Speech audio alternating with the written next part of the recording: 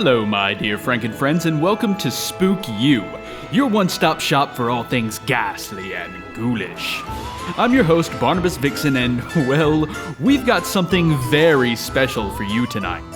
You see, long ago, before this channel was ever created, there was another creation by our vivacious voiceover virtuoso, Trey Falco. The Tom Worley Cases Podcast.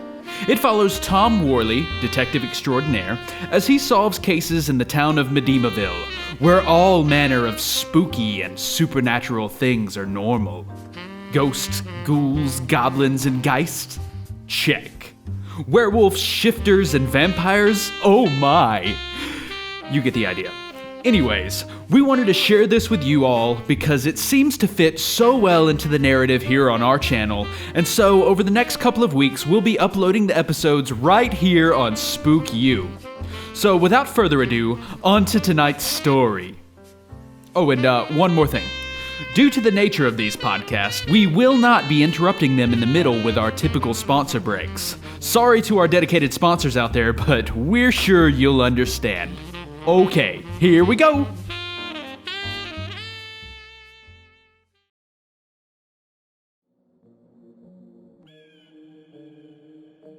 Between the cracks and receding darkness of this world lies another, living and breathing, always shifting just out of view. It's there that the true terrors that haunt your deepest dreams dwell, and they're watching, waiting, ever vigilant. I'm Thomas Dean Worley, a consulting detective for the Modena Ville Police Department, and these are my cases. The title of hero doesn't come lightly, and it carries with it a certain responsibility to the city that you protect. But not all heroes are cut out to bear that burden, and for those unfortunate souls, it crushes them into a fine paste. As you'll no doubt observe in these cases that I'm about to share with you, an evil stench exudes from every piece of information that I've collected over these years. And by listening to this, you're listening at your own risk. There's no way to tell who or what may be watching, and they aren't too keen on having their dirty laundry aired to the public. They will find you. It's only a matter of time. It's only been a few days since I brought down Neri and exposed the illegal drug ring that he had carefully crafted in Dromers on the outskirts of town. Since then, Modena Ville seems to be the same as it always was. A soulless city infested with dark and twisted desires masquerading as an attractive tourist spot with low crime rates. It just goes to show that the only difference you can make is in a city that's open and willing to change. Otherwise, you're just breaking your back for nothing. But I have a feeling that Modena Ville is receptive. It's just going to take some time. I hope. Apparently there's going to be a large press conference today, and they want me there to honor me or something. That's all fine and good, but I hope it doesn't take too long. I've got a date with a case of whiskey at 8 sharp, and I don't plan on being late. Which reminds me, I need to run by the store and pick that up. Kind of hard to keep that plan if I don't have the drink. So, I closed up the office early and made my way over to Ed's. It's this quaint little store down on the East End. He's been in business since the early 1640s. Not really sure how old he is, but you don't typically ask a mummy that question, so I just make polite conversation, buy my drinks, and split. On my way back to the office, my phone rang, and it was one of the guys from the station. Since I was the one who brought Neri in, they wanted me there to oversee his transfer from the station to a maximum security prison a few counties over. So, instead of heading back and getting a head start on my plans tonight, I had to go and look after Neri one last time. Good thing I was only a couple of blocks away from the station, or I'd head to the office first. I entered the police station and the typical condescending glances had been replaced with soft smiles and a few congratulations. It's a nice gesture, I guess. I entered the holding area and came face to face with Neri, the first time since the night I beat his face to a pulp. I'd say he didn't look too pretty, but that's par for the course, so he looked about the same. I hear they're transferring you over to North Haven Penitentiary. You must be excited. Neri didn't speak. He just looked at me with that defeated expression on his face. Come on, Neri. You're not still worried about the links, are you? I'm about to sign these papers and then you'll be handcuffed and placed snugly into an armored vehicle to transport you. You're safe. You signed my death sentence, Tom. I hope you can live with that. Look, what they do to you on the inside is none of my concern. And I hope you make some friends fast because, for your sake, you're going to need them. I signed the papers and they were prepping Neri for transport as I left the station. I got in my car and made my way to City Hall, where the ceremony was set to start any time now. But I couldn't shake the look of determination I saw in Neri. He truly believes that the Lynx is going to be able to get to him. I mean, he's going to be in an armored transport with armed guards, and I've had a run-in with the Lynx. He doesn't really seem like the type that's capable of pulling off something like that. No, it's just in my head. The nerves are getting to me from this event. And why do I even need to be here anyways? Can't they just send the key to the city in the mail or something? It wasn't long before I realized I was pulling into City Hall. A massive crowd of people had already begun gathering at the front steps.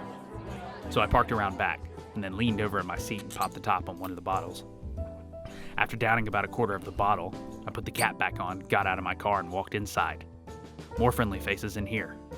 I walked through the building and to the lobby, where I found the mayor waiting.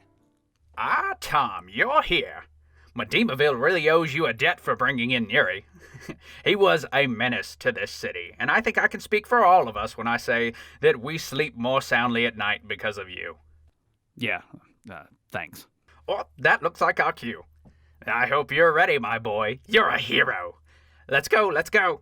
The mayor swept out through the doors and in front of the crowd where a podium and microphone had been set up. I followed him through to a roarous applause. The band from the local high school began playing, and the mayor soaked it in for a few seconds before holding his hands up to signal everyone to quiet down. It took a few tries, but eventually everyone fell silent. Please, quiet. I'd like to thank you all for gathering here today. It truly is a pleasure to be the mayor of this fine metropolis, and I am thankful for each and every day I get to come into this building and serve all of you. As most of you well know, there was a plague that infected this city, and it ravaged the... Standing here, looking at all of these excited and hopeful faces. There's a bright future ahead for Modena Ville and the people that call this city home. Neri was only one cog in the gritty underbelly that stains this town, and eliminating him won't stop the machine from churning. No, we must remain vigilant. We have to shine a light on those that would strive to corrupt and defile the values on which this city stands.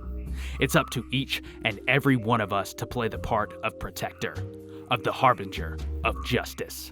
If we want to take this city back and reclaim that moral standard that we once had, Neri is just the beginning.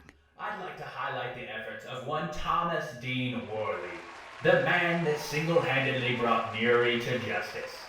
Tom, step over here for a moment. That's good there. Yeah, there. If it weren't for this man, then Neri would still be out in our streets.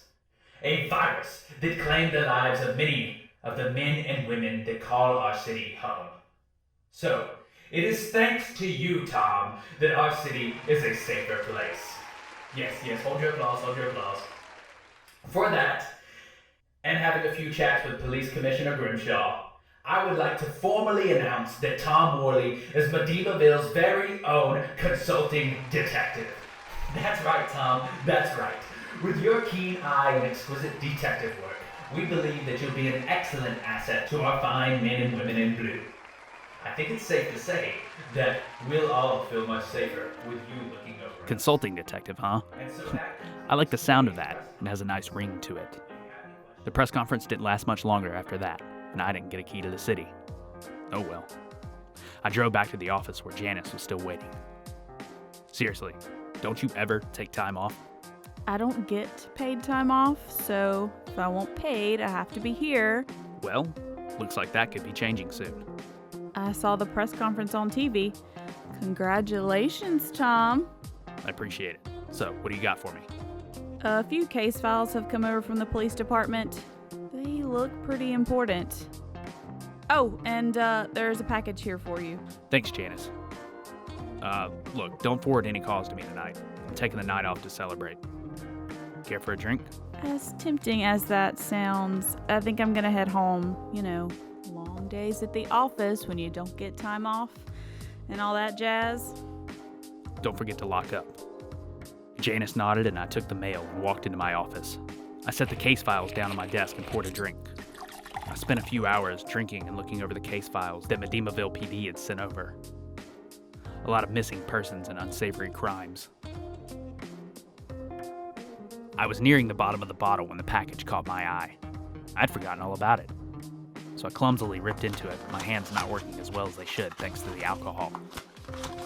2 things fell onto my desk, a flash drive and a note. I unfolded the paper and read it, but all it said was thank you. I popped the flash drive into my computer and tried to open it.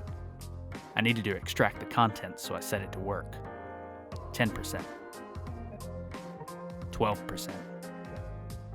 15%. Oh, this was gonna take a while. So, I poured another glass, clinked it on the bottle as a sort of cheers to me, and downed it. Time seemed to slither slowly by. I set the file to open as soon as it was extracted, lit a cigarette and puffed on it. 42%. I poured another glass and drank. Finally, 80%. 85%. 90%. 94. File extraction complete. Now beginning video playback. Ladies and gentlemen, lads and lassies, the following murder scene has been brought to you by Modena Ville's newest consulting detective, the very bland Thomas Dean Worley. Salutations, Thomas. How are you, pal? Good, I hope. Look, I've got to thank you sincerely for bringing Yuri in. I mean, I'd let him talk to you, but looks like the cat's got his tongue.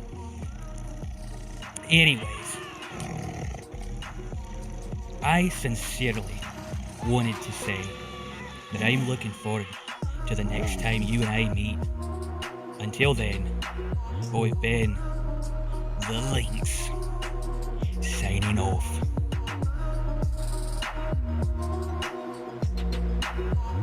Thanks for listening to Season 1 of the Tom Worley Cases podcast. If you like what you hear, then make sure you head on over to our Facebook page and give us a like at facebook.com/The Tom Worley Podcast, or follow us on Twitter at Podcast Worley. This episode was written and produced by Trey Falco. The voices of Tom Worley, Neary, the Mayor, and the computer were Trey Falco. The voice of the Lynx was Joshua Oglesby. The voice of Janice was Kara Oglesby. The main theme song for the Tom Worley podcast is Noir by No Copyright Sounds. Other songs used are Smooth Jazz, royalty-free music by Guy, Hip Jazz, royalty-free music by Ben Sound, Upbeat Jazz Music, New York 1924 by Ross Bugden, and Cool Vibes Film Noir by Kevin MacLeod. Noir can be found by visiting the channel No Copyright Sounds for YouTube on YouTube. Smooth Jazz royalty-free music can be found by searching for Guy Me on Bandcamp, Guy Me Official on SoundCloud, or by visiting SomposersCloud.com. That's Guy Me, Geemee on Bandcamp, Guy Me Official on SoundCloud, or SOMPOSERS Cloud.com. Hip Jazz royalty-free music can be found by visiting bensound.com. That's BENSOUND.com. Upbeat Jazz Music New York 1924 can be found on Ross Bugden's channel on YouTube. That's Ross with 2 S's, Bugden, Bugden, on YouTube. Cool Vibes Film Noir can be found by visiting Incompetech.com. That's INCOMPETECH.com.